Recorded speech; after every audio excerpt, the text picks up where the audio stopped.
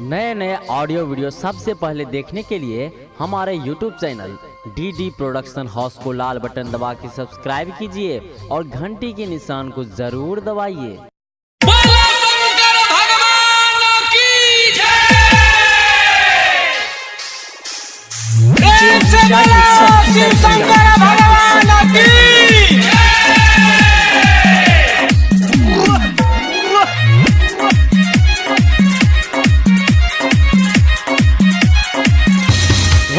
भांगिया के कोना रस रोज बर्दाश्त करे छी।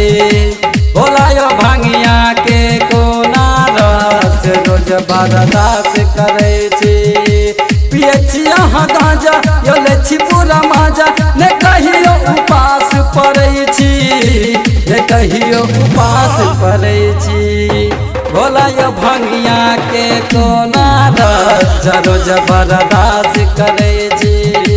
भोला भांगिया के कोना रस रोज बर्दाश्त करे छी।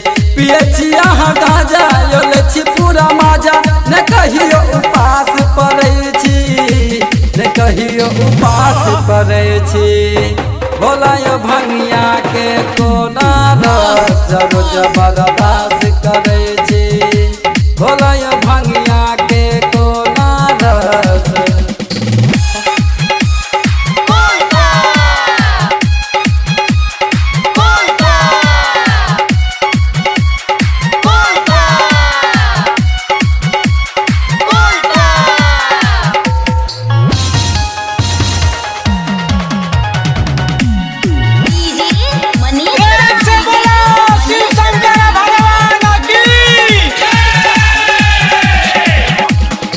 अपना ला बाबा अहाँ बड़का भिखारी, दोसर ला बने छी दानियो बाबा दानियो। कहत न गौरी दुनू हाथ जोड़ी, गणेश के वजह छी नहीं हारयो नहीं हारयो। अहाँ बिना गौरी के भांग दत तोरी, यो भांग बिना रहलो न जाइए, यो भांग बिना रहलो न जाइए। भोला भांगिया के कोना रस रोज बर्दाश्त करे छी।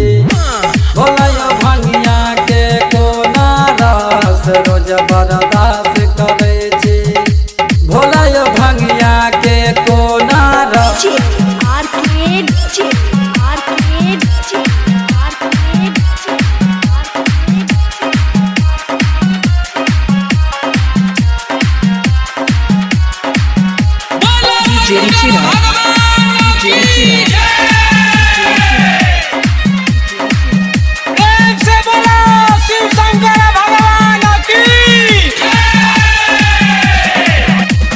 रमेश रविंदर पिंटू विकास अहके चढ़ायत जलयो बाबा जलयो। सौरभ अर्जुन कन्हैया यो बाबा करत सब टहलयो टहलयो। यो आबे गले सावन कहैया बाबा रमन ने कहियो आस करे छी, ने कहियो आस करे छी।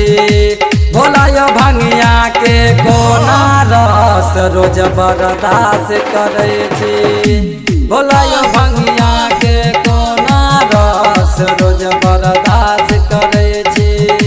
पिए छी अहाँ गांजा यो ले छी पूरा माजा ने कहियो उपास रहे छी, ने कहियो उपास रहे छी।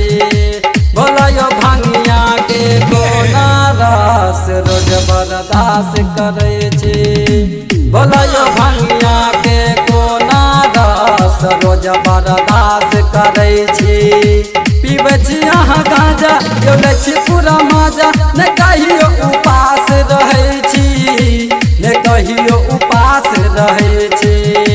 भोला भांगिया के कोना रस रोज बर्दाश्त करे छी। भोला भांगिया के कोना रस रोज बर्दाश्त करे छी। भोला भांगिया के कोना रस presented by DD Production House, Sakri।